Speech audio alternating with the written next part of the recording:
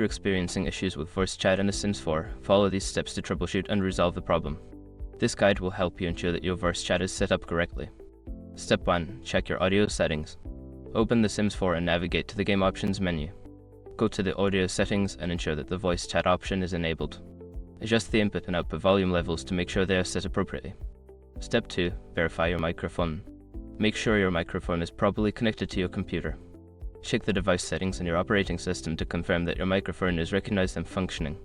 You may want to test it with another application to ensure it works.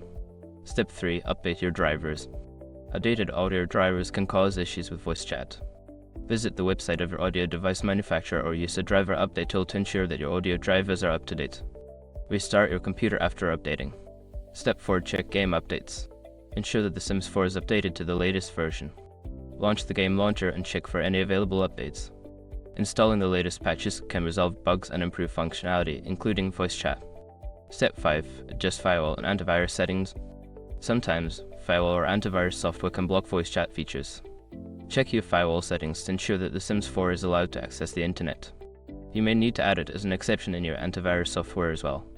If you follow these steps and still encounter issues, consider reaching out to the game's support team for further assistance. Enjoy your gaming experience.